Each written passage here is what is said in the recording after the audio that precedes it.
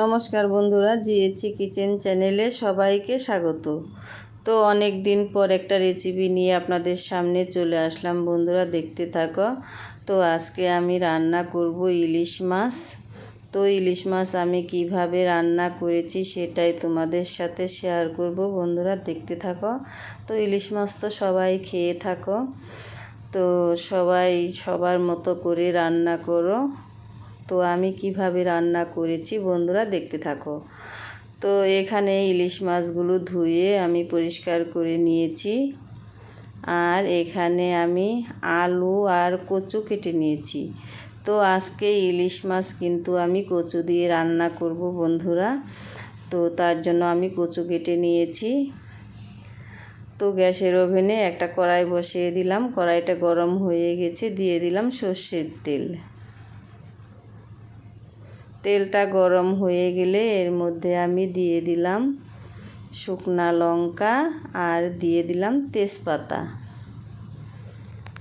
তো শুকনা লঙ্কা আর তেজপাতা দেওয়ার পর তারপর আমি দিয়ে দিলাম কালো জিরে। তো কালো জিরে দিয়ে একটু নেড়ে চেড়ে ফোড়নটাকে একটু লাল লাল করে নেব। তারপর আমি এর মধ্যে দিয়ে দেব কেটে রাখা আলু আর কচু। তো কেটে রাখা আলু আর কচু আমি দিয়ে দিলাম। এবার একটু নেড়ে চেড়ে ভেজে নেব, কিছুক্ষণ এইভাবে নেড়ে চেড়ে ভেজে নেব। তো বন্ধুরা, আলু আর কচু এদিকে ভাজা হতে থাক, আর আমি এদিকে একটা মশলা মিক্সড করে নিব।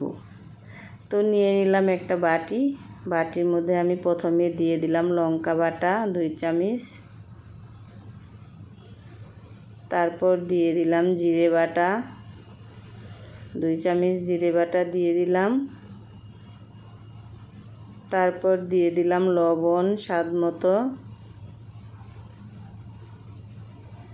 তারপর দিয়ে দিলাম হলুদের গুঁড়ো।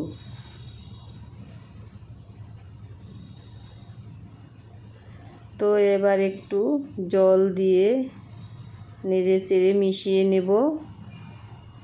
দিয়ে দিলাম জল, এবার চামচ দিয়ে একটু নেড়ে চেড়ে মিশিয়ে নেব। তো মশলাটা মিক্সড করতে করতে কিন্তু আমার এদিকে আলু আর কচুটা কিন্তু ভাজা ভাজা হয়ে গেছে। তো এবার এর মধ্যে আমি মশলাগুলো দিয়ে দিব।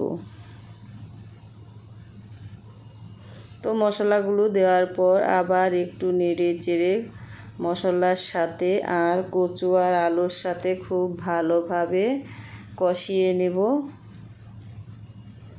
এইভাবে কিছুক্ষণ নেড়ে চেড়ে খুব ভালোভাবে কষিয়ে নেব। তারপর আমি দিয়ে দেব এর মধ্যে জল। তো দেখো বন্ধুরা, মশলার সাথে আলু আর কচুর সাথে কিন্তু খুব ভালোভাবে কষানো হয়ে গেছে। এবার আমি এর মধ্যে জল দিয়ে দিলাম, পরিমাণ মতন জল দিয়ে দেব। এবার একটু নেড়ে চেড়ে মিশিয়ে দেব।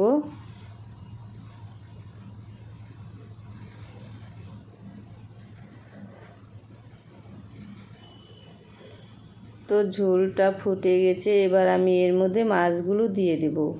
তো আমি কিন্তু আজকে কাঁচা মাছ ঝোলের মধ্যে দিয়ে দিচ্ছি, কোনো মশলা দিয়ে ম্যারিনেট করিনি, এইভাবেই দিয়ে দিচ্ছি। তো বন্ধুরা, এইভাবে রান্না করে খেয়ে দেখবেন, খুবই ভালো লাগে খেতে। ইলিশ মাছ যে কোনোভাবে রান্না করে খাওয়া যায়, খুবই ভালো লাগে যেভাবেই রান্না করো। তো আলু বেগুন দিয়ে পোস্ত দানা দিয়ে সব কিছু দিয়ে তো করাই হয়। তো আজকে আমি কচু দিয়ে রান্না করলাম, তো খেতে কিন্তু ভীষণ টেস্টি হয়েছিল।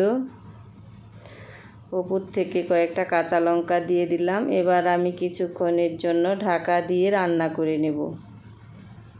তো ঢাকা দিয়ে দিলাম, কিছুক্ষণ পর ফিরে এসে ঢাকনাটা তুলে নিলাম। তো মাছটা কিন্তু খুব ভালোভাবে সেদ্ধ হয়ে গেছে, মাছের ভিতরে মশলাও ঢুকে গেছে,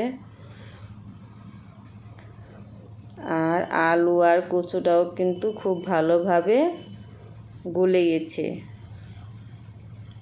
তো আমি আর কিছুক্ষণ রান্না করে নেব, তারপর আমি নামিয়ে নেব বন্ধুরা, দেখতে থাকো। তো দেখো বন্ধুরা, আমার ইলিশ মাছের ঝোল কিন্তু রেডি হয়ে গেছে। এবার আমি নামিয়ে নিলাম। তো দেখো বন্ধুরা, দেখতে কত সুন্দর হয়েছে, খেতেও কিন্তু দারুণ টেস্টি হয়েছিল। তো আমার রেসিপিটা কেমন হয়েছে কমেন্ট করে বলবে। আজকের মতো এই পর্যন্তই, দেখা হচ্ছে অন্য কোনো রেসিপিতে। সবাইকে টাটা।